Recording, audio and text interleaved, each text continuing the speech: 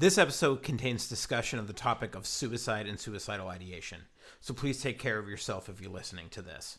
If this is a struggle, you can skip to the 15-minute mark.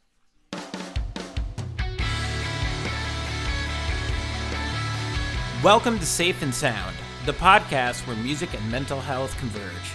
I'm your host, Jeremy Housema, licensed mental health therapist and music enthusiast. My guest today is Chad Johnson. Chad is responsible for some of the biggest bands in the early 2000s emo scene getting their start. From bands like Underoath to Hopesfall and Fur Seems Forever, Chad Johnson had a formative place in the band's success. On top of that, Chad is responsible for Furnace Fest. Most musicians and friends know Chad as being one of the most positive people you could ever meet. But in the last year, Chad went through one of the most mentally and emotionally taxing periods of his life. Chad was gracious and vulnerable enough to share his life story and how the past year almost broke him. Chad's vulnerability is amazing and his honesty compelling. And yes, he is one of the most nicest and sincere people you'll meet. And I know you'll hear that in the episode. I hope you guys enjoy this talk as much as I did. So let's get to it.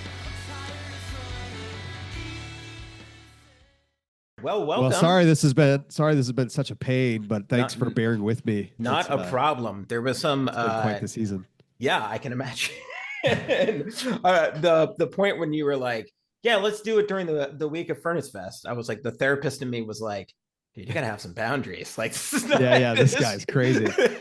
Now there's a part of me, the way that I explain it is that it's essentially like living inside the tornado, where like the eye of the storm, it's actually fairly calm the few days before.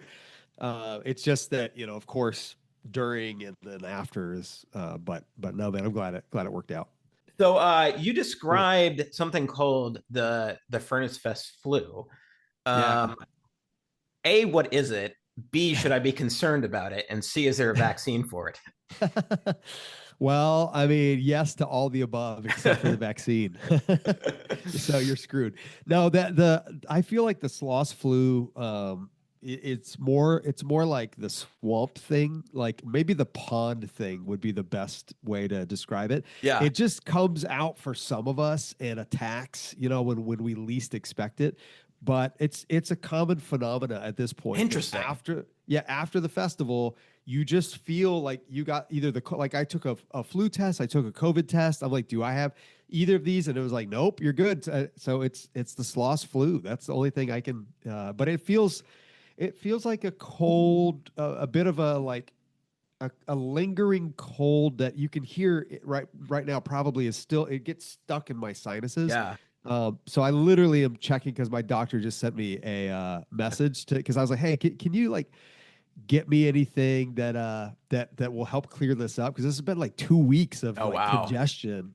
So I feel fine otherwise. I just sound bad. But you're at that point that when you look up like WebMD, they're like, if anything is after 2 weeks, like 2 weeks. Exactly. It's like, contact your doctor. Like you better go turn yourself in at this point. So actually, I think like anecdotally, I think like our immune systems, when there's like so much either stress or I don't know if the festival's stressful for you, but like a certain amount of stress can kind of like weaken our immune system, type of thing, and then we're just more susceptible to colds and different stuff like that. So it makes me wonder if there's like something about that. I mean, I'm sure you find the festival stressful at some level. So in defense of myself, there is a large body of research about chronic stress and the immune system. The longer we are exposed to chronic stress, the weaker our immune system gets. This leaves us susceptible to different things like colds, autoimmune flare-ups, and just inflammation in the body. So I am not talking out of my ass here. Okay, back to the interview. Oh man, I mean this year more than any other in the history of festivaling, but yeah, there's always some level of stress that comes along with it. Yeah. What made this year particularly stressful? Oh man, where to get started? This is like a free therapy session, but I have to be careful how much I I'm disclose here. publicly. Yeah. So Yeah. yeah, this Well, is a whatever safe you want to be place. general about is fine. No, I appreciate it. I mean, basically, just the financial component to this year has Yeah. been. It's just been. It's a horrible year. I mean, I think my perspective and perception, both of those, is that the economy is way softer and far more fragile than any like data that's coming out Oh, or not agreed. coming out. And I think that it'll be the kind of thing that at some point we'll look back on and be like, oh yeah, it was like the end of 2024 or early 2025 when the recession started. And by the time, we were at Furnace Fest 2025, it was already full blown, even though no one really called it that. And I just think it's a really we've experienced, and many other festivals are experiencing the same thing, a huge reduction in consumer spending, and festivals are basically just a consumer spend kind of event, and it's an easy one to cut out, when it's like Yeah. they are so expensive beyond just the tickets, like the tickets are not actually that prohibitive, I don't think, Sure. when you compare it to the like the flights and the hotels and the eating out and all the merch and Yeah. Yeah. all Yeah. the Yeah. others. Do you think most festivals are profitable? Not this year, no Yeah. way. If a festival's profitable this year, then they truly are the exception to the rule. Yeah. I don't have firsthand information in terms of other festival numbers, but I know enough from talking to people in the industry that this is not a Furnace Fest exclusive problem. That Yeah. everybody has suffered this year, and yeah, man, I feel a lot of an enormous amount of shame, guilt, and regret that I didn't just close out Furnace Fest last year Mm. with a stage dive after Underoath, and instead bringing it back. I think that will go down, and at some point I'll get to write more about it, but that will go down as the worst business decision in the history of Chad Johnson bad business decisions. So, and Well, not because I don't love the Furnace Fest community or that we didn't have a great time, but it's sure. just like the level of stress that I've been living with for the last year is unlike anything. I mean, suicidal ideation, random thoughts of just jumping off a bridge. Yeah. I've been the most positive, easygoing, optimistic, hopeful person on the planet, and it just this year it's just like, oh, thankfully I have a lot of tools. I've been a part of a essay program for now many years, and so I have a lot of incredible tools that help me not just overcoming lust and kind of like sexual I don't know what the easiest way, addiction, I guess, is just the easiest way to say it. Sure. But it is so that stuff is all super helpful, and just to have people that I've been able to go to and say, hey, I'm dealing with like the worst time of my life, Yeah. and I can actually say I can relate with someone who deals with suicidal ideation, and just just to be able to put that out there is something that I guess gives me a level of relatability that I never thought I'd ever have. I'd like to take a moment to just give some information from a therapist and a statistical point of view. According to the CDC, in 2022, 12 million adults had endorsed thoughts of suicide in their life, with 3.5 million having made a plan and 1.7 million attempting. And that's in the US alone. That's a staggering and concerning number. Suicidal ideation and attempts are one of the things therapists and psychiatrists screen for in their initial intake, because it is so important for us to know. There is a difference how we handle suicidal ideation versus suicidal intent. Ideation involves the thought or the rumination of, while intent means there is a plan and intention to go through with it. Many people feel scared to talk about suicidal ideation, and especially intent. There could be a variety of reasons, but two of the main ones are stigma, and they're afraid that if they talk about this with a therapist or even somebody, that they'll end up being sent to the hospital. This is not the case. The truth is, it is our job to keep you safe. We are both legally and ethically bound to that. Typically, though, if you are struggling with suicidal ideation, we just check to see if you can keep yourself safe or if you have any intent on doing it. Even if you have some sort of plan or something like that, We make a plan on how you can keep yourself safe, what coping skills you can use, and who you can turn to if you're feeling this way. The hospital is a last line of defense. So please don't be scared of talking to somebody about this. One of the ways that we destigmatize suicidal ideation and suicide is by talking about it, like Chad and I are here. At the end of this episode, I give some information on who to call if you're having trouble with suicidal ideation or you have a plan and an intent. Hell, I'll just give it here. Call 988, which is the National Suicide and Crisis Hotline. Somebody is there waiting to talk to you. All right, now back to the interview. And so, but yeah, that's to try. I'm trying to be super transparent while also not.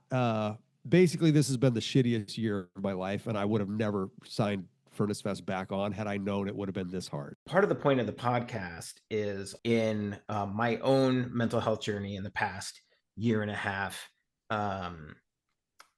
kind of going through the same things that you've been going through. One of the worst year and a half of my life, kind of dealing with, I had a mental health crisis episode where Wow. I just, I actually went to the hospital because I didn't end up checking myself in, but like my nervous system just hit a point where it was like, I like to say it told me to go screw myself. Like it was like, there's so much stress on you right now. If you're not going to take care of this, I'm going to take care of this. Yeah. And it just threw me into immense, intense anxiety like I've never experienced before in my life. And Wow. it's so isolating. And no matter what we say, like there is still a fear of stigma. Sure. And so like, I remember, same thing, suicidal ideation. You just don't know how you're going to make it through the day. Yeah. And I remember for myself, like it's one day at a time. You know what I mean? Like Yep. sometimes for me, at certain days I'm living just to go to sleep. Yeah. Like I'm like, can I just make it Yeah. I through this feel that. day? But the point of the podcast was to, one, it's about the intersectionality between music and mental health, Cool. both positively and negatively, because I think there's both ends of the spectrum. And it was to also hopefully that people would hear that there are other people out there who are suffering and who are also dealing with these things. And I think that there comes when life breaks down, there's an immense amount of shame and guilt, right? Yeah. Like, Yeah. and I felt that, and it feels lonely. And having community, I think, is the greatest thing to help us get through that. So I wanted people to hear other people's stories and be like, oh, like they're going through the same things as me, you know? Instagram, like all those things, it just makes us look like we have it all together, in some ways. And I think True. vulnerability is a strength Yeah. rather than weakness. So that's been kind of the point of the podcast. So I'm really thankful for your That's awesome. vulnerability. Sure. Well, yeah, I didn't. When you said that your day job was a therapist, I just took this as like a free $190, 50 I, minute I therapy don't, session. no, So I ran no, with it. I don't really care about that. I think part of it is the point. You know what I Yeah. mean? Like for Yeah. you to say and be vulnerable and be like, I was struggling with suicidal ideation, or I still am at certain points. Yeah. Like, Thankfully, I'm not anymore, but I for sure was. yeah, Mhm. that somebody might hear that and go, oh, even Chad struggles with this. Yeah. You know what I mean? Like, Totally. and that can be healing in and of itself to feel Yeah. like you're not alone in that. Like you said, you're the most positive guy, and a friend of Yeah. mine, Dave, used to run a nonprofit called gosh, what did he's gonna kill me, the Love Alliance. He used to work Oh wow. for I to remember write Love Love. Alliance. Yeah. So Yeah. Dave is a good friend of mine, and we saw you at the festival, and he was like, there's Chad. He's like, he is the most positive person like you'll ever meet. It was Yeah. like, I bet he's about to pray for that guy right like right Yeah. now. Um, Wow. and so yeah, just to hear that, man, I think that's fantastic. Um, I kind of wanted to just a little bit start out with just like where you grew up, Okay. and just kind of like the origins of your Yeah. love for music. Yeah, man. I mean, yeah, my trying to think my earliest memory related to music as maybe a bit of an odd obsession would have been I grew up as a missionary kid living Okay. in the Caribbean and also in South America. And when I was like 12 living in the Caribbean, I had heard Bon Jovi's Living on a Prayer. Yeah. I'm And a Jersey boy, by the way. I grew yeah, up in so New there you Jersey go. for I most. mean, it's like, Yeah. so I heard that song, and at that point, I was willing to form a fake band with cardboard instruments and Nice. perform that song to a little like crappy stereo beatbox Oh yeah. out on a public street corner on the island, which That's must have amazing. looked like I mean, first of all, for like a random like white tan kid on the island strumming a fake cardboard guitar, screaming these lyrics. Yeah. Did What anybody would have throw been money like at you? everything about that would have just been so strange, but for some reason I didn't care, and that's when that was the first time that I knew I had a strange connection with music, even though it also kind of prophetically proved that I have no musical talent personally as an artist or creative in that way, and I can't sing. I have no rhythm. I have no ability to like read music. Nothing. So it's just funny that I ended up in the music world. But from that point, I just continued to listen to all sorts of artists and different things, and found one band would lead to the next, and I'd meet Yeah. friends that were into this band or the other band, but very very early on in my life, I realized I did not want to work for a moving company, which is where I Sure. had been for a year out of college, and I was like, this is the worst job ever. Oh, it So is. It let is. me I let me worked for like start a week in moving and was like, I'm oh never dude, doing this it's again. brutal. It's Yeah. brutal. It's possibly worse than Furnace Fest this year in 2025. But no, that's actually not. I take it back. Furnace Fest was worse. Uh, but what was I gonna say? Well, what was being an MK like? Oh man, well, I wasn't very missionary esque, in that I definitely was not. I wasn't really either a Christian or much of one for the majority of that time overseas. Mhm.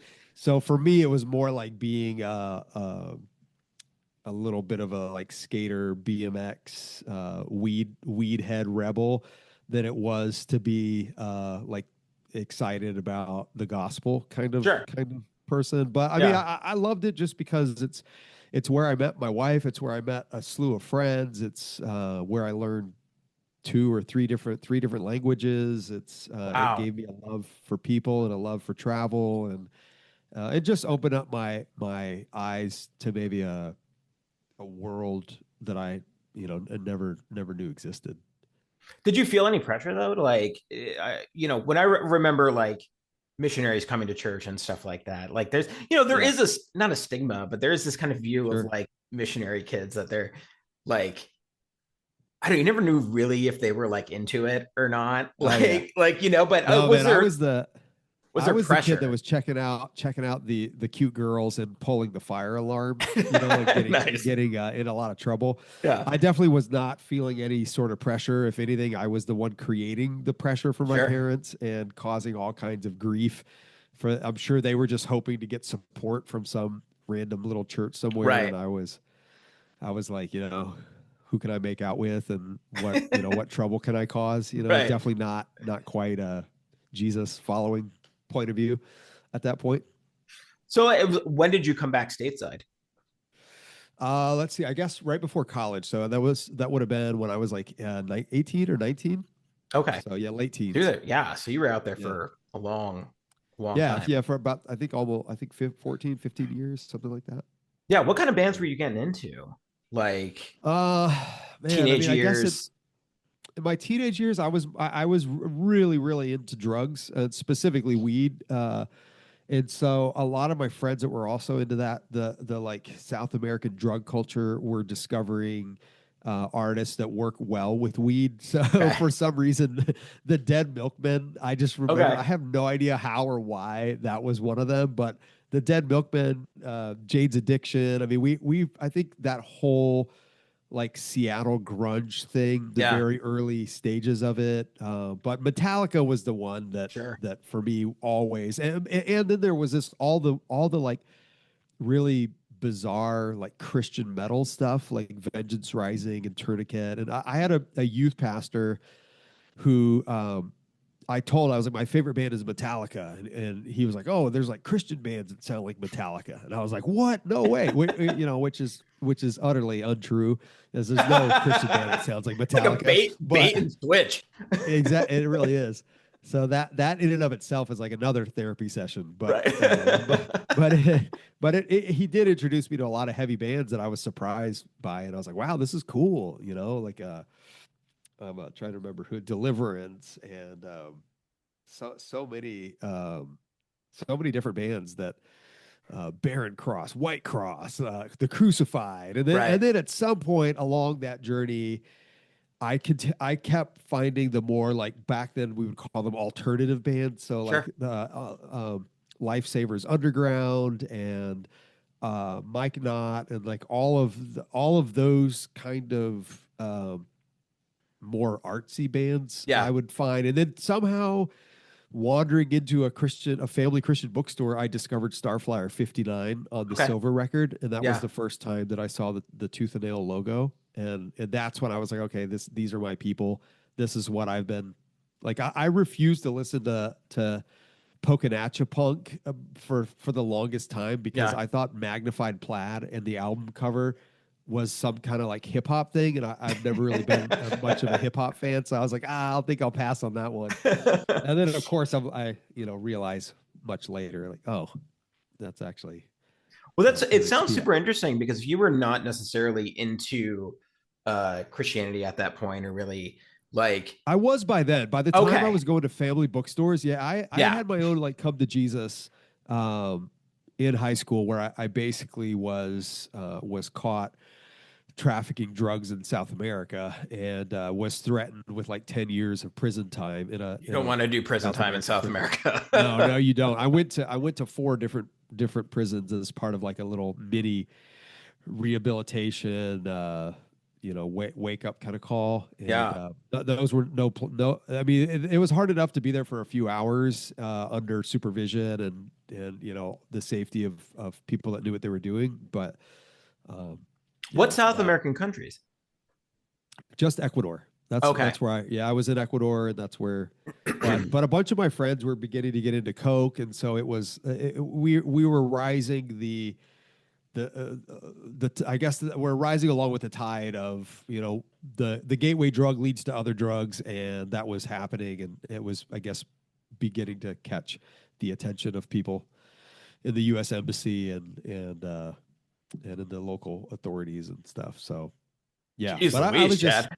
Yeah, man. I mean, it sounds worse than what it was. I was just smoking weed and Yeah. messing around. But Yeah. down there, to be an American doing that, like here in our modern day culture, and especially, well, depending on where you live, it's like, oh, dude, that's no big deal. But down there and at that time, it was uh, it was 10 years, no questions asked, and so a Wow. bunch of my friends just ended up getting kicked out of the country like within a 12-hour period. Like I heard from them on a Sunday night, and by Monday morning they were on flights out of the country Dang. because it was safer and easier and less risky for the American consulate to ship them all out than to potentially deal with the like the prison time and all that stuff. Yeah. So No kidding. I would. yeah, That it was does not fun. sound good.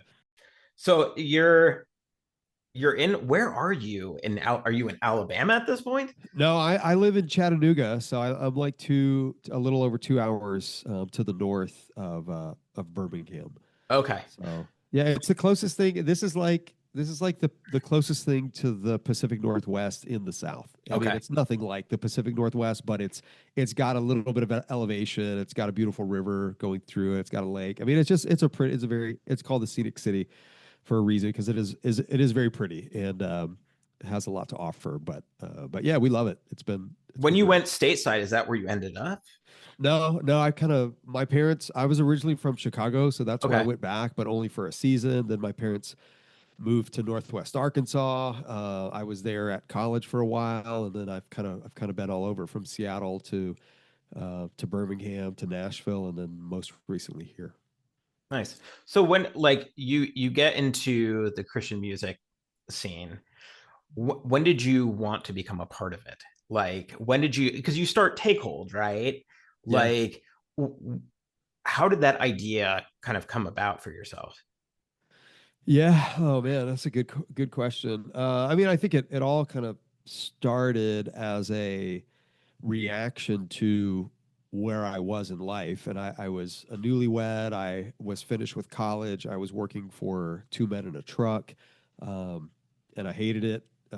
And so I was just trying to figure out, like, well, what I was really excited about and passionate about Christian music and about the Christian faith in general. And so the fact that the two of those came together was just like it was just a really wild I don't know, like combination of opportunity with passion, and Yeah. so take originally take I didn't just one day dream up Takehold. It was like I had started a little tiny record store called Slacker 66, and then from Slacker that kind of grew and unfolded into an opportunity to start a venue, a underground illegal venue that was definitely not licensed in any way, shape, or form, and eventually got shut down by the local fire marshal. But Nice. it gave me opportunities to work with bands that really helped me see how much potential there was, and so that was kind of where Takehold was birthed out of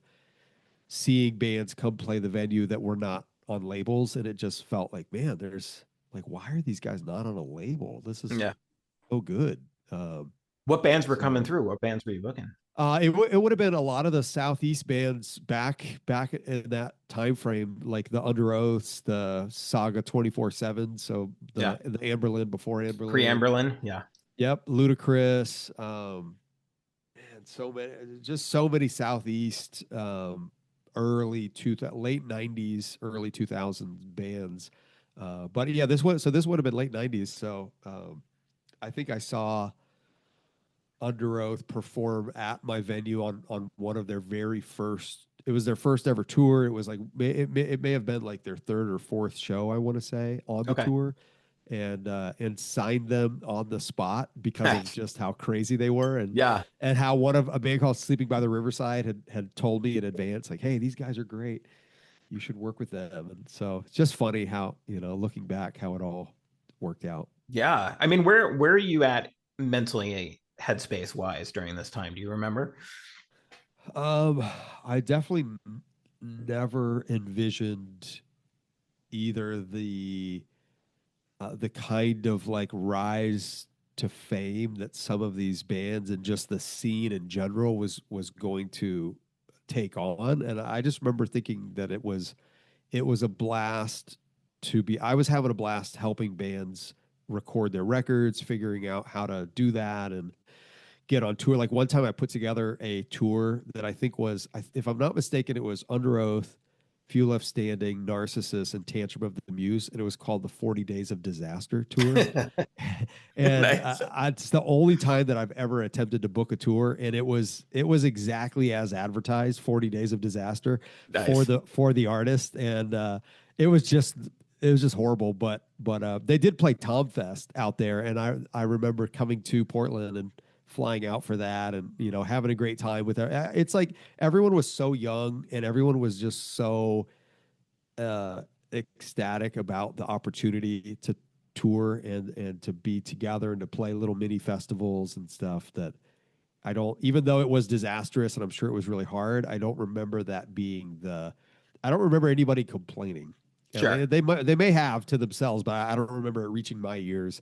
Um, And I think when you're young, you can kind of take more punches and you can roll with the true. punches a lot Yep. more. You also don't True. have a reference point for Yeah. what should be going on, right? Like Yeah. in a lot of ways, you're like, oh, this is cool. I get to go in a van and go play, and you know, like, yeah, this is awesome. This is a dream, you Yeah. know, Exactly. and I think your resilience point in your life is, somebody once said, and I really agree with this, that when you're, it was Ace Senders from the early November. Mm. He said in an Instagram post one time, he's like, you know, when you're younger, they say like pressure makes diamonds. Yeah. When you're older, it's pressure bursts pipes. And what I'm saying? Like That's a that good to way of me, putting it. that is there's nothing more true as I've seen in my life. And you're just Yeah. more resilient, right? Like That's a really great way of putting it. at that point. Yeah. So 40 days of disaster, what went wrong? I don't even remember. So It feels like it was so long ago. I can't remember what, but I mean, it was stuff like venues canceling or we could never confirm a show anyway. And yeah, it was a poster that looked cool where like all these dates, were like Portland, Seattle, but it's like a handful of them didn't even happen, I don't think. And like, or, like 5 people would show up. Because there was the promoter that we use wasn't a real promoter and nobody knew who these bands were at that point. So, um, I think it's like everything that could probably vans broke down. I mean, it was like everything that could go right. wrong. I'm pretty sure did, but it's been so long now that I don't actually recall Yeah, what yeah, those yeah, yeah. specific disaster points were. Maybe maybe there's some level of denial When built you up were somewhere. looking to sign a band to Takehold, what were you looking for? I mean, I just looked for creativity and something that I thought was unique to that artist, and that I wanted it to be something that I felt could resonate with someone, Mm-hmm. because it resonated with me. And oftentimes that was the only kind of stipulation. When I heard something, I was like, man, I really resonate with this. I really love it. And most of the artists on Takehold were Christian artists. Some were not, but there was without a doubt a desire to help people encounter Jesus and to have a kind of different spiritual realization because of bands that were very different from what they'd kind of encountered. And I had hoped to be, I mean, originally I think I had hoped that Takehold would be the anti-label and it'd be like, we'd be like the we're way cooler than Tooth and Nail label because they're not Christian enough. There was definitely there was some very judgmental, uh, anti Tooth and Nail. So of course it's like in perfect Chad style, I would end up working for the enemy. Right. But What's really funny is I remember, the enemy so pays pretty good. yeah, isn't that always how it is? Yep. Like being in youth group and like I was really heavily involved in youth group, did a lot of music. I think for me, in from a mental health perspective, I started struggling with obsessive compulsive disorder when I was like Oh wow. was diagnosed when I was like 14 years old, and Wow. I it didn't have a lot of outlets for things that I was feeling and just kind of mentally. So music was always one of those things. And my anxiety stopped me from doing things like sports and other things. So Wow. music was it for me. And I remember that like, that we had skaters and stuff like that in our youth group. And I was kind of like, I don't know, I always just kind of like gravitated towards whoever was kind of like friends with everybody. But I had friends who were like, oh, they listen to MXPX. That's like fake Christian music, man. Like there was just so much judgmentalness Yeah. towards like MXPX and some of those like they're not really Christian. Like they sing That's about funny. Jesus, they mention Jesus once, but Yeah. like life in general for me was such like a seminal album Oh yeah. in Still that is, I way. think. Yeah, I know it's fantastic. But I mean, how did you end up? So first of all, I love 238. 238 Nice. Me was too. one of my That's good to hear. favorite bands. I Yeah, think mine too. Regulate the Chemicals, which wasn't it originally released on Takehold? Yeah, yeah, it Yeah, was. is one of the best, most underrated albums Yeah, in my opinion, sure. in that scene for sure.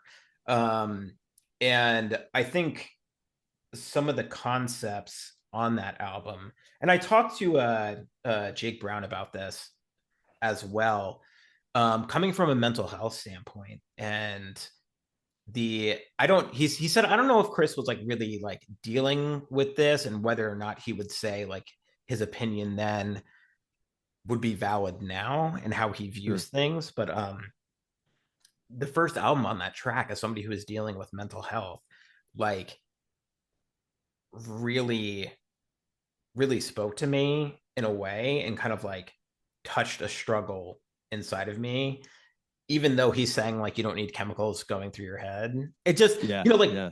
there weren't bands that were kind of talking about mental health issues at that No, point, you know. no, there were not. And just so much about that album resonated with me, and it's like one of my favorite albums, and one of my favorite bands too is Hopesfall. Like Oh if wow. not up top five, like Yep. for me. uh I When I interviewed Ryan, the first time I encountered the satellite years, I was going to Oral Roberts University. Wow. And we kind of had this like group of like scene kids, you know, that we kind of hung out with. And a friend of mine put the satellite years on, and he was like, there was something about it that I was like, I don't really like screaming music, but like this is badass. Like I really Yeah. like this, the combination of melody and whatnot. And that got me hooked. And then I heard No Wings to Speak Of, and that like, yeah, all of it. Like I just fell in love with the band. And I've been able to hang out with them and talk with them and sort of like form bonds with them in certain ways. I don't know if they feel the same way, but I'm just sure they like, do. yeah, there was something about that music that spoke to me as well, you know, and I partially have Sure. you to thank for that, you know, for elevating these guys. And obviously Underoath, who became way bigger than anybody else Yeah. would have ever thought, you know. Oh yeah. um Yeah. By dave a who was mile.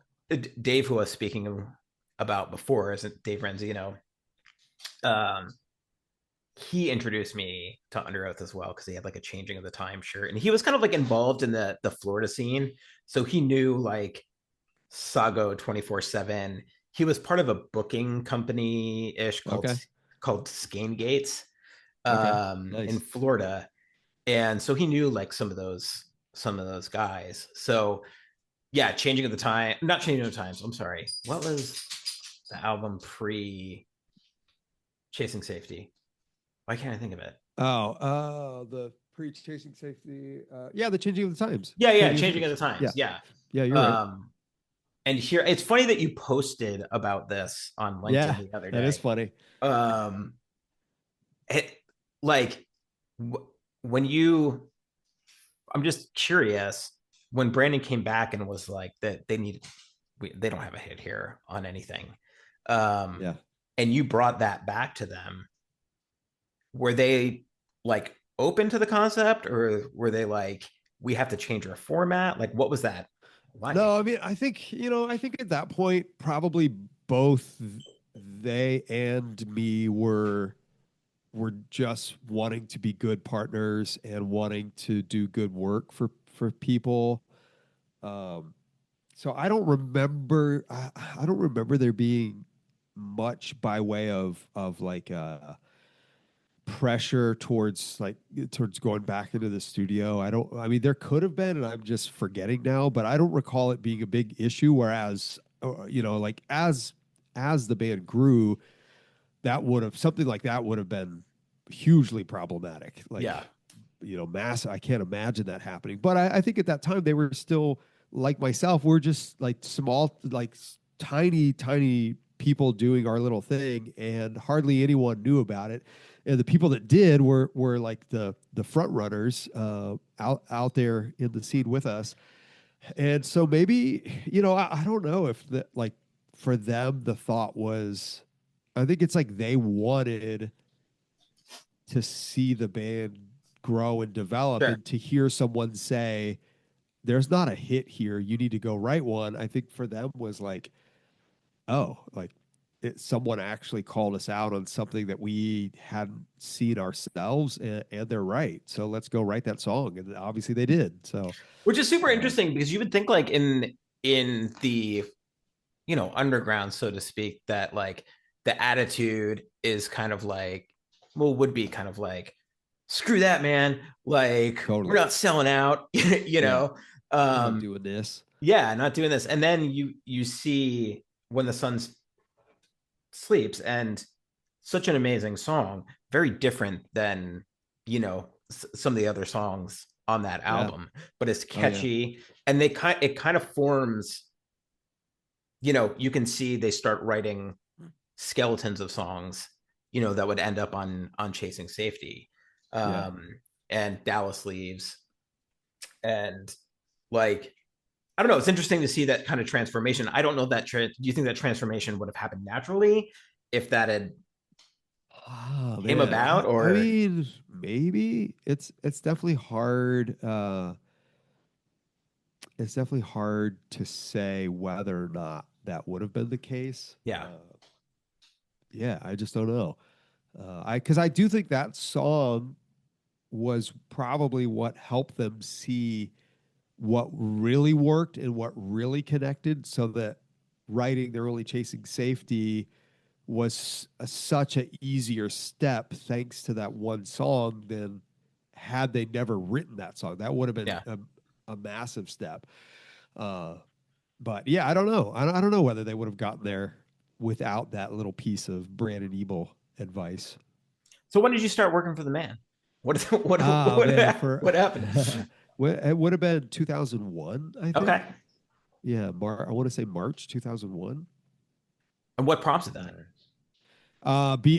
Finding Takehold in a bunch of debt, which ironically I'm wearing the limited edition I Takehold records on Yeah, comfort I was gonna covers. ask if you have those available at all Though for we sold a purchase. few of them at Furnace Fest this year. Okay, We made like 50 of them, and sold them out. But every couple of years we'll do like a super limited run, and there's like 5 people that are like, no way, yeah, a Takehold record shirt, I need that.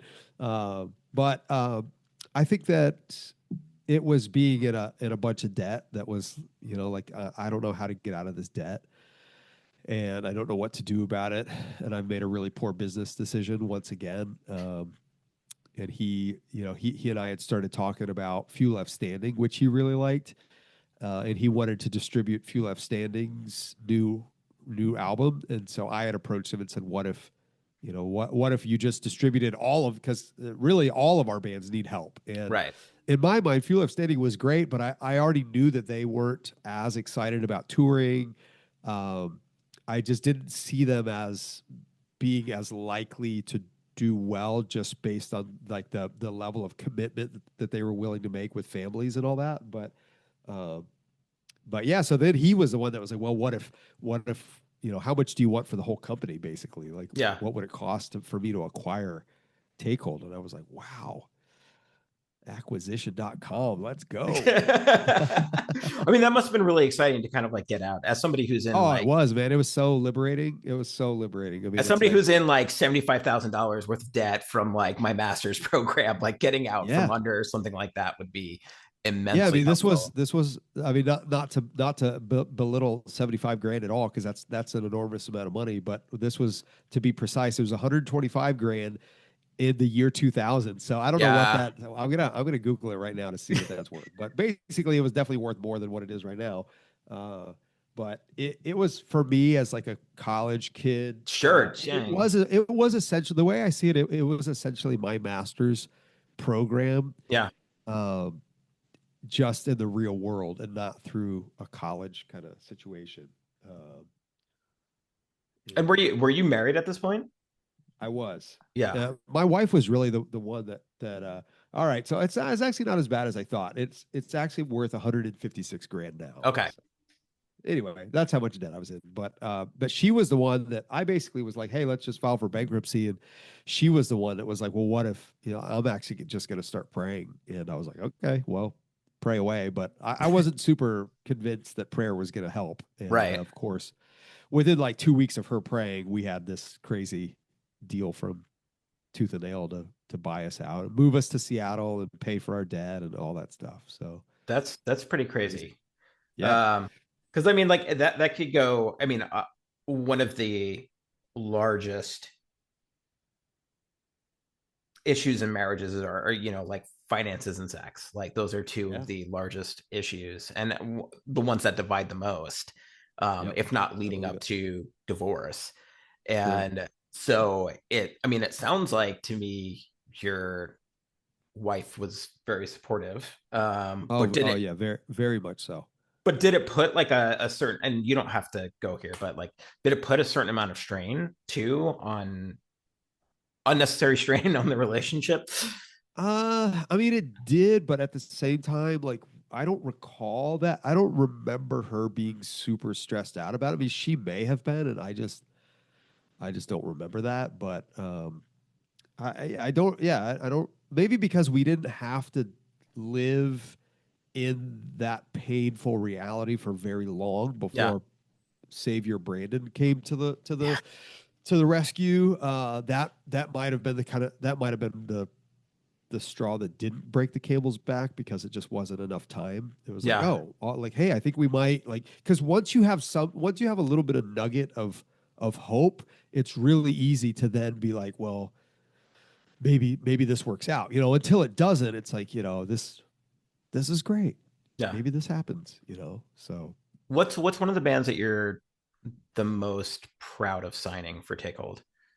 oh, I mean, you already referenced them. 238, regulate the chemicals, is, I think, I mean, pretty much anything 238 that I go back and listen to absolutely blows my mind. And I'm just like, I can't believe that we got to work with this band. But I mean, like you, I liked all of them. I even liked the ones that most people didn't like. So Tantrum of the Muse was not exactly a band that translated into a like wide range of people's taste, Yeah. but I thought they were super creative and really gifted and incredible at what they did. And so but yeah, Narcissus. I mean, all the Recess Theory, the further that Hopesfall EP, the No Wings to Speak of. I mean, that still to this day remains one of the maybe the best 4-song EP that's ever been released in the history of music as I've heard it. So, Yeah. from my very selfish and biased point of view, it's about as good as it gets for a 4-song EP.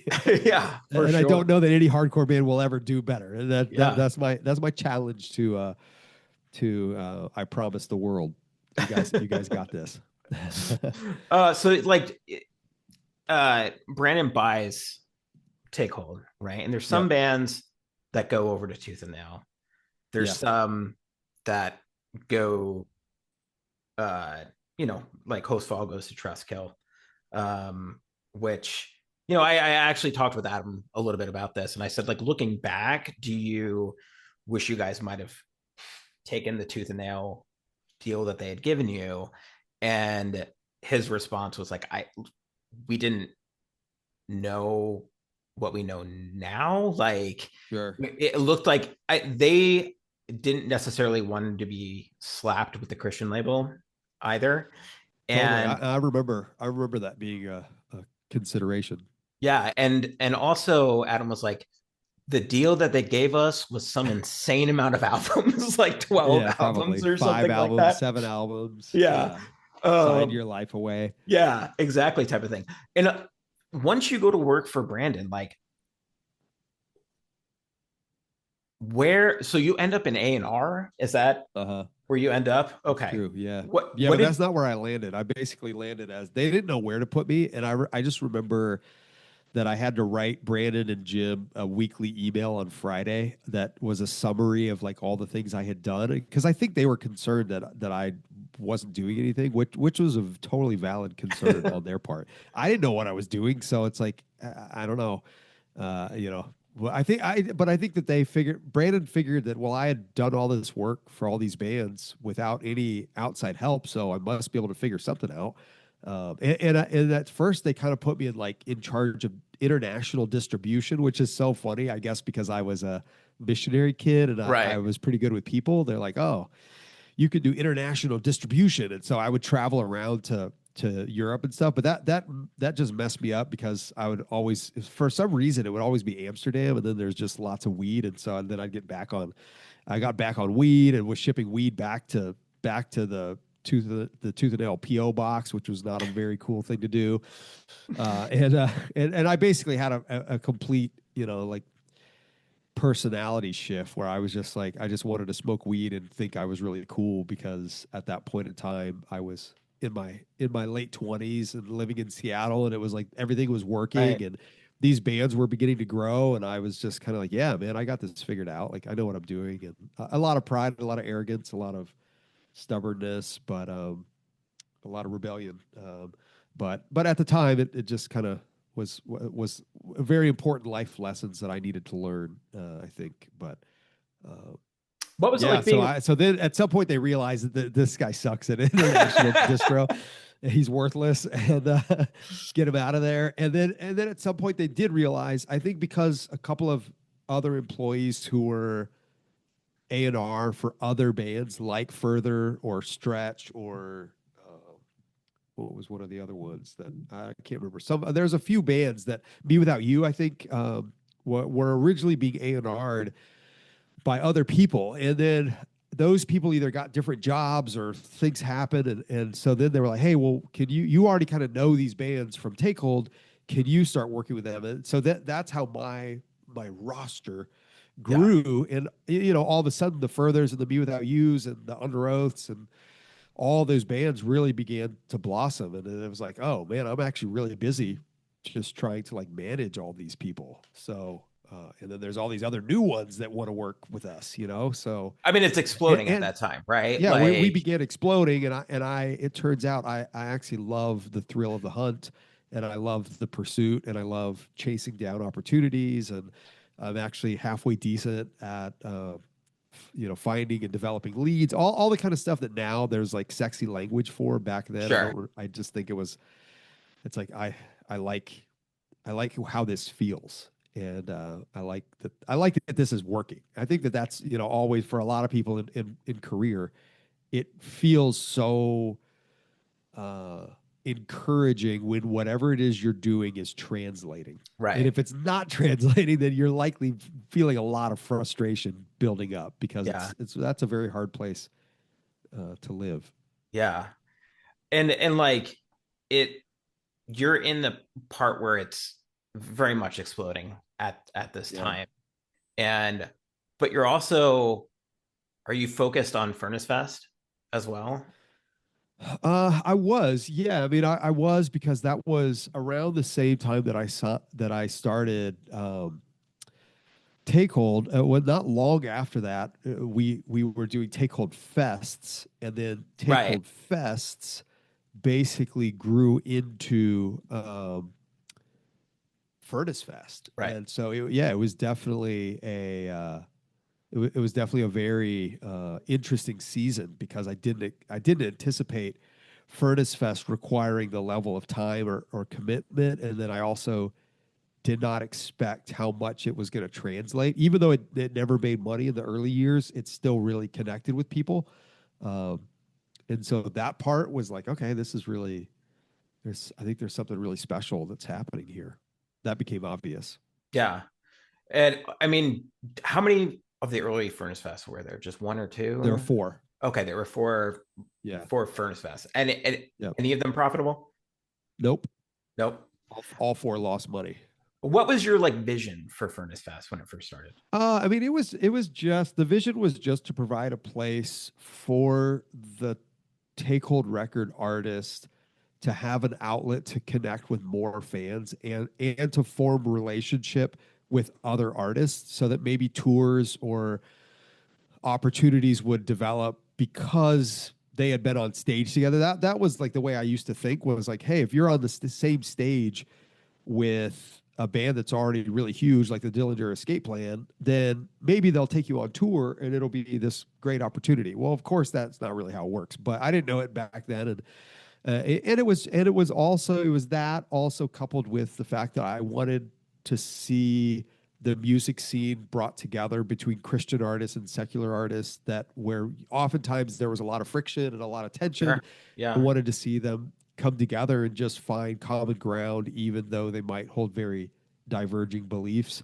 And that I thought there was potential for beautiful interactions to happen and transactions to happen because of the tension, not because everyone all of a sudden became Christians or everyone all became atheists, but because Right. it was like in that place of like trying to figure out what we all believed and what we all held dear.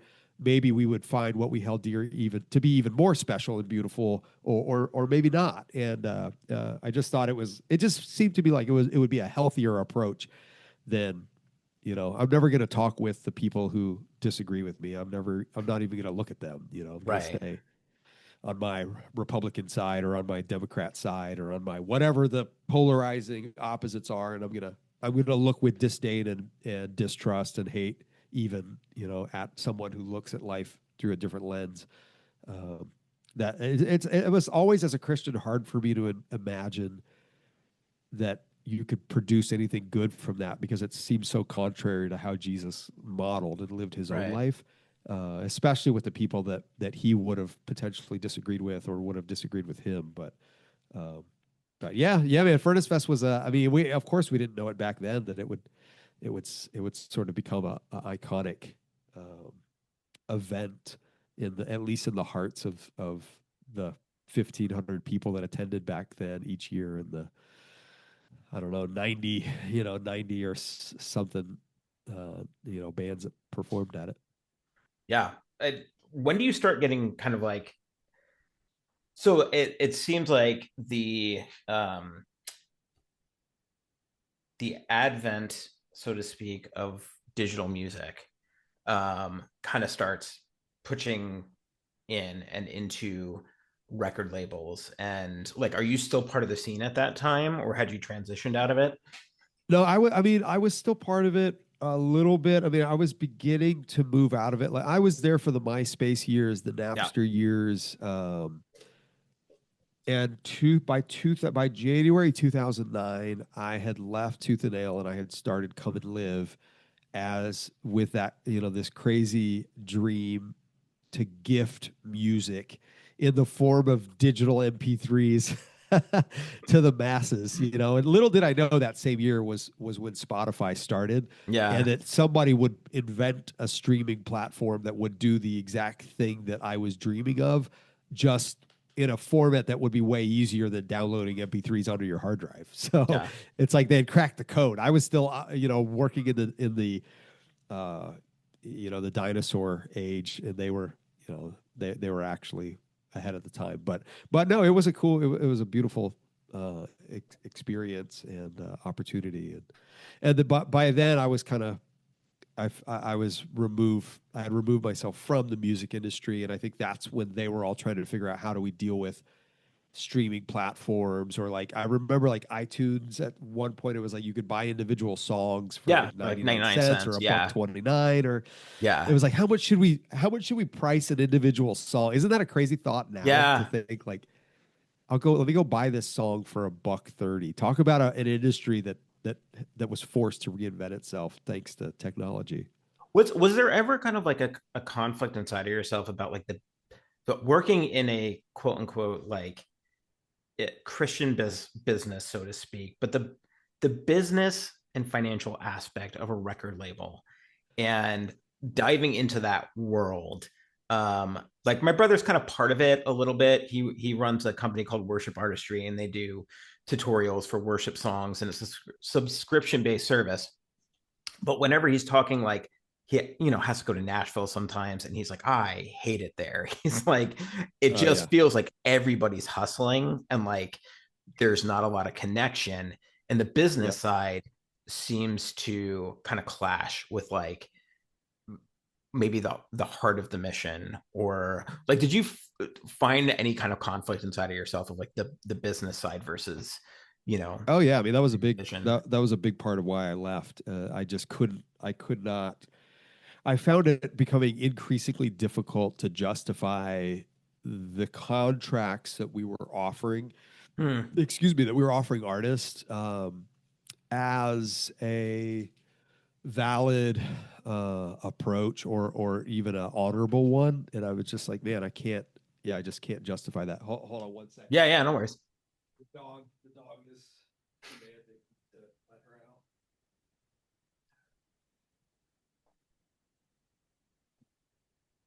Sorry. No, that's okay. I've got it. My dog is sleeping somewhere back here. Yeah, Um, she was doing great, just chilling in the sun, and then she decided, nah, I've had enough of do you that. have kids, by the way? I do. I have two. Yeah, Okay. 24-year-old daughter and a 20-year-old son. How about Wow. for you? I have a almost 7 year old and a Nice. almost 4 year old at this point. Oh man, So we that's had amazing. kids later Nice. on in life. And talk about a different kind of pressure. Holy moly. Oh, Uh, yeah, I'm sure. I'm sure. yeah, it's I like my nervous system for the past 6 years has been like constantly on edge or Yeah, constantly like firing at all sure. times. Um, but wow, so your kids are like you guys are empty nesters. Or? No, we have well our son is at UTK about an Okay, hour and a half away, and then our daughter still is here with us for now. So yeah. yeah, kind of in the 50-50 world. What was the season like moving out of the music industry, and what did you move into? I moved into full-time ministry, so I mean it Okay, was funny because it's like I moved out of the music world into the crazy life of trusting God for provision and trying to like do with a desire to do something really profound for others and in service to others, while also realizing after the fact that it was during the great financial recession, so okay, or yeah, crisis or whatever it's called. So it was like the worst timing ever. Usually my yeah, timing is like impeccably bad, and this was no exception to that. But it also taught me an enormous amount about what it means to trust God and to go forward with something that you believe you're supposed to do, even if all of the kind of externals are aligned against you. So, yeah. but yeah, I stepped into full time music. I guess I would call it music ministry, although that makes it sound like I was a musician. So I was still very much partnering with artists, and they were the ones making the music, but it was very much artist focused and a quasi label, if you could call it that. Okay, like what artists were you collaborating with? It was so maybe the most. I mean, we I think the one that probably connected the dots for the most people was a band called Ascend the Hill. Okay. But there were a couple of crossover bands like Showbread we worked with for a Hmm. couple of records. Sleeping Giant was a band that we had partnered with. I'm trying to think who else from there was a handful of like smaller hardcore and like indie worship. It was mostly a worship label. It Okay. was just very um, it was just intended to be very creative and Yeah. very true to the artist and the way they wanted to express themselves, and not like true to Christian radio or something that we thought would work in the church just because it would work in the church. It was like that's like what we thought the songs were great because of the song. So anyway, it was a very creative kind of adventure, I would say. Yeah. What takes you to like relaunching Furnace Fest? Having friends or a friend at the time who just was like, well, we should do this. And originally, the plan was for it just to be a 1 year thing. And if I could go You back in keep time, hoodwinking us, Chad. yeah, man, if I could go back in time, I would have actually stuck with my word to only do a one-off Furnace Fest. I think that would have spared me.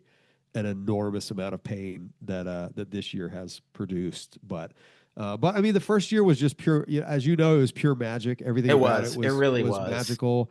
We've had a lot of incredible moments and people and friendships and marriages and uh, collaborations and all kinds of stuff that's come from it since then. But it just feels to me like that was like the original intention was 1 year, and once I agree. Ultimately, I agreed to more years because of finances and because of money. And so it was like the potential. That sounds kind of evil and like, whoa, I can't believe it. He did it for the money. But to me, I would just like to say to the naysayer, no shit, Sherlock. Right, right, Who right, doesn't do stuff for the money? Like, right. so, It's a I reality of mean, our life, right? Like, right. It's like, yeah, yeah, I know there are some people out there in the world who are like the Mother Teresas of all they do.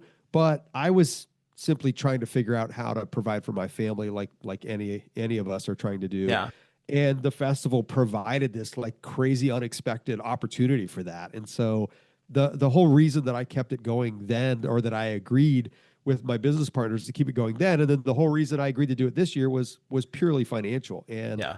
well, I won't say purely. I would say it was motivated mostly by the opportunity for financial. Um, what's not? It's not like success or like gain, but just stability. That's the word I'm Sure. looking for. Stability. It's like I wanted stability for my family, and Yeah. I saw that Furnace Fest could potentially provide that. Um, but it's it has it's definitely turned into a world and a community all its own, Yes, of and course. Yeah, so it it's really great. has. I mean, that was a really magical. The bands that you got to play were crazy, right? Like Yeah, that's that's almost like for me, it was like I don't I don't know if I want to go to any more Furnace Fest just because that one yeah. was so special, you know?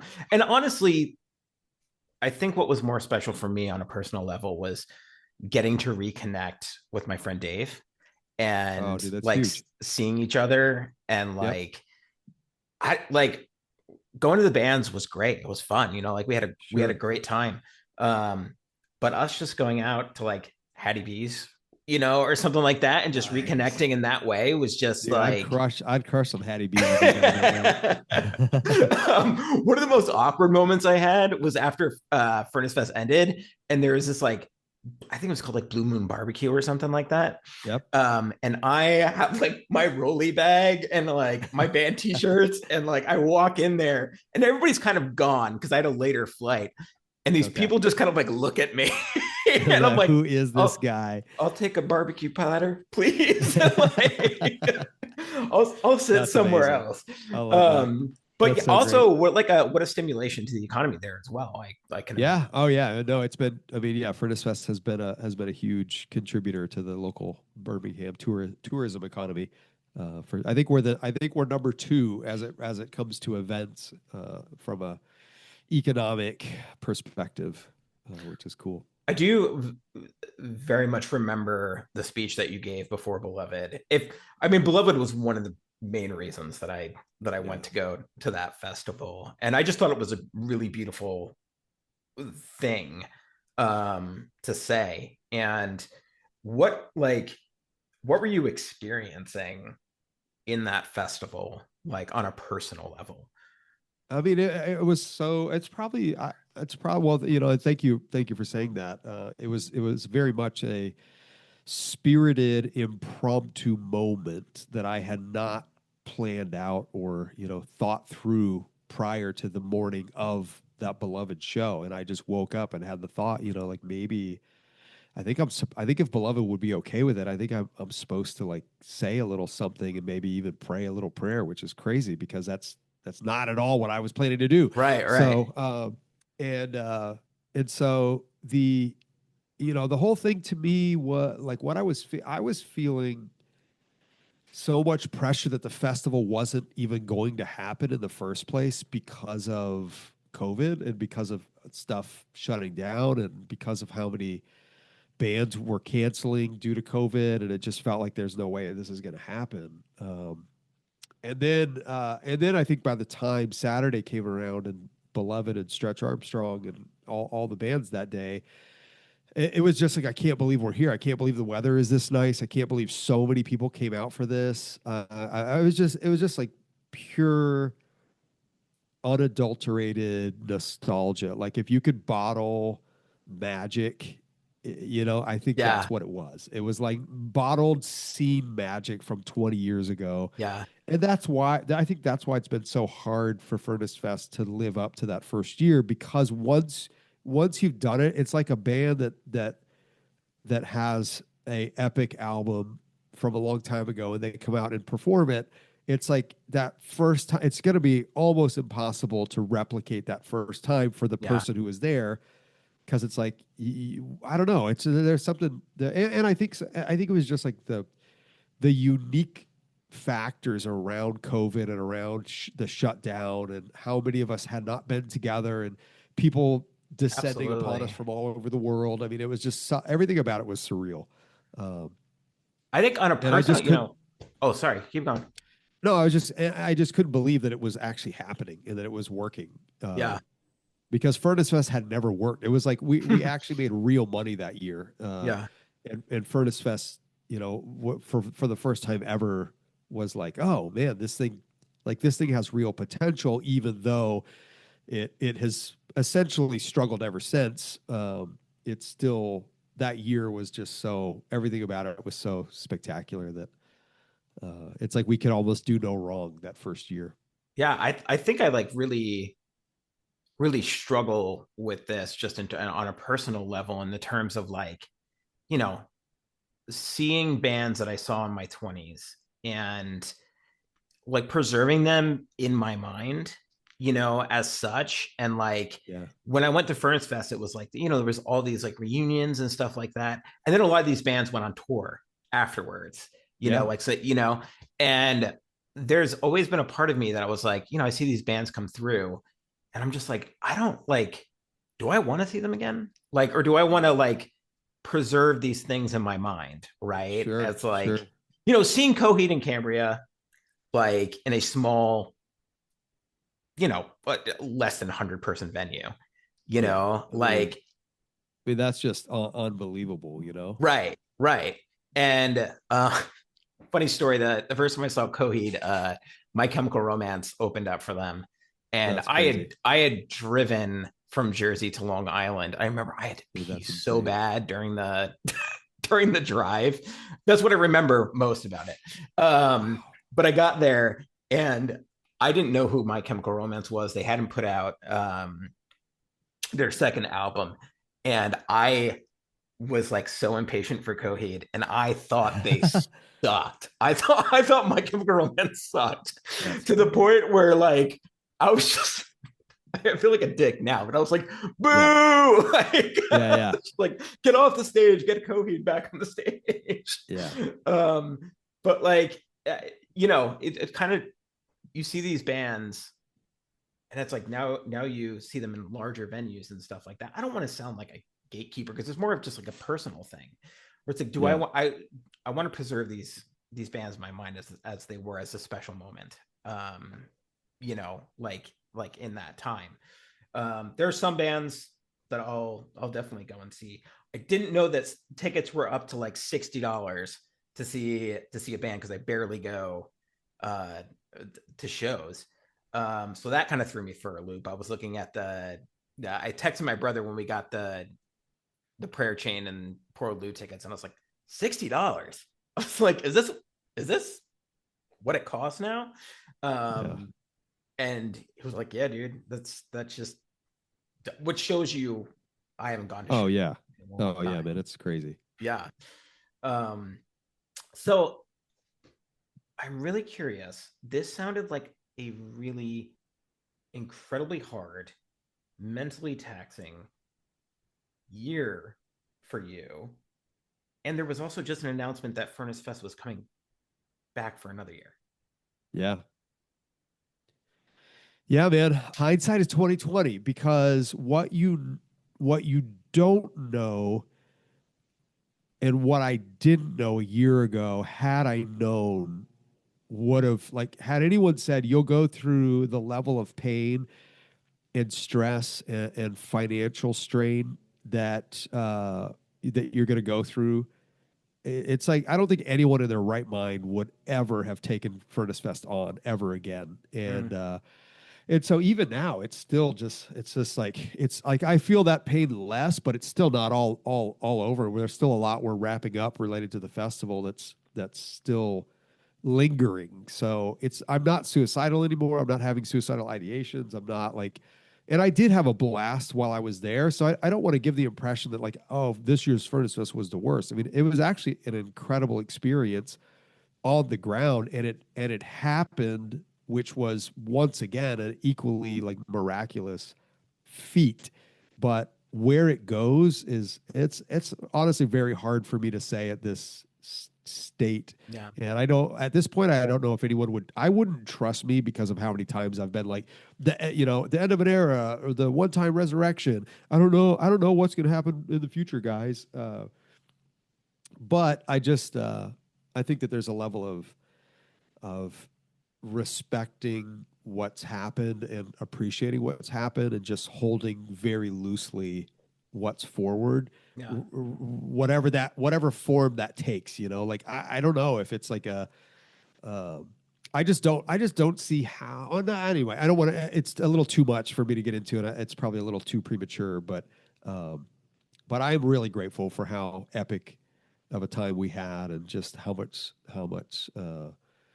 many amazing sets we experienced, and how many like what you described, like reconnecting with an old friend, like how many opportunities there were to reconnect with old friends. That Yeah. was all that was beautiful. Yeah. I think something that Furnace Fest did for me, again, on a personal level, was um, I had really kind of held a lot of a shame, I think, about like being stuck in an era of music and just kind of like, I don't know how to say this. I think some of some of it probably had to do with sometimes when something traumatic happens, we kind of get stuck there in Yeah, that yeah, yeah. year or in that life mode. And I was kind of processing like why am I even I feel like I'm stuck in this era of music. And I had not really connected with people who, I'd seen all my friends who had been in the scene kind of like move on from there and just even like stop, with the way they dressed and whatnot. Yep. And when I went to Furnace Fest, I was like, oh my God, like these people exist and like it's okay for me to put my plugs back in and to Yeah. like identify in this way because there's people, I don't know, it had this like real kind of effect on me that like wiped away a lot of that shame and was incredible for me. That's So beautiful, and I think yeah, that's yeah. yeah, I can relate with that. Not necessarily with putting the plugs back in, but just recognizing that I was that this scene and the music that has spawned it for all these years has played such a special place in my life and in my heart that to be able to be a part of it again uh, is really overwhelming yeah. and very all of it's been very unexpected. Um, I feel like a hobbit in that sense, been on my own unexpected journey, and Yeah. like man, definitely not what I envisioned in many ways, but super thankful. What kept you going during this year? This year or like in previous years? No, this year, the year that was Okay. like incredibly hard for you. Yeah, with all the this is by far this has been harder than any other year by a long shot. I mean, I do think what I mentioned at the start is like having a community that I was able to be honest with, and instead of that was huge. And I think in having friends, not just community but also friends, individual friends that I was able to say, man, this is just brutal and I'm going through a really hard time. And then I also, I think denial is an incredible gift that every addict should adopt and express as often as possible. But no, I think that I probably was living some level of denial where it's just Sure. like the eternal optimist in me is like somehow it's going to work out. But I also was just kind of reminding myself of my past, like God has always proven himself faithful in my life and has always made a way for me, even when it seemed darkest and least likely that there would be a way. And so I actually reconnected with faith more than I ever have this year. And right at where that little Technoblade blanket thing is, I would just most mornings would start on my knees right there and just surrendering to God. Like I just felt like this year was so fucked that was the only thing that was like my recentering. Like this year has been so, on a scale of 1 to 10, this year's been an 11 from a pain point.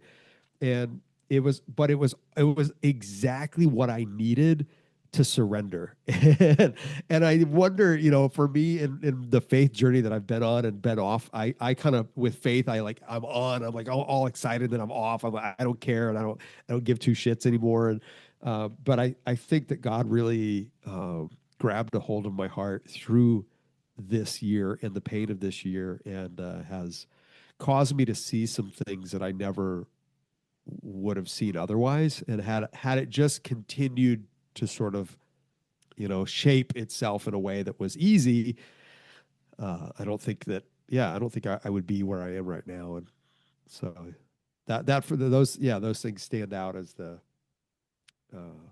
and I probably started drinking more. That helped a lot too. Yeah. I'm teasing. I probably did drink more than I had. And when I went to my doctor for my annual physical, he's like, "How's your drinking?" And I was like, "Oh," and I was like, "Shoot, now that you've mentioned it, I definitely kind of went from like one craft beer a night to 2 craft beers a night." And I'm like, "Oh, that's so." But I think it's been awareness, just growing in an enormous amount of awareness, and recognizing how easy it is for me to fall into a bunch of stuff if I'm not careful, especially when I'm dealing with the level of intensity and stress that I'm dealing with. I'm thankful that it's Thursday, the 16th of October, and that Furnace Fest is now officially behind us. Well, thank you for doing this, man. Like you didn't have to. Yeah, of course. Such a stressful season. And honestly, it's therapeutic for me living the past year and a half that I have in just intensity as well.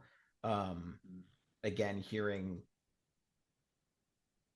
some form of, camaraderie in that, and hearing other people's struggles as well, and like I said, my hope is that other people hear this and they're like, the eternal optimist, Chad Johnson even goes through things like that. So I will let you go. I could talk forever about this kind of stuff. I could too. All Have right, a great thanks, day, dude. Chad. Love you. Good to see you. Yeah, you too, man. Bye. That does it for this episode. Thank you to Chad Johnson for being such a great guest. If you're struggling with suicidal ideation or thinking, or if you have a plan or intent, please know you matter. Please reach out to somebody you trust. If you have nobody you think you can trust, please call 988, the National Suicide and Crisis Prevention Hotline. The opening song is Burned Out and Broken In by Josh Hagwist and Beautiful Mistake. Our outro music is called Safe and Sound by Mike Reed and Small Brown Bike. Stay tuned for new episodes. If you feel like it, leave a rating or comment on the show on your favorite podcast listening platform. It helps us a lot. Follow us on Instagram at The Scenecast for updates and episode drops. See you next time.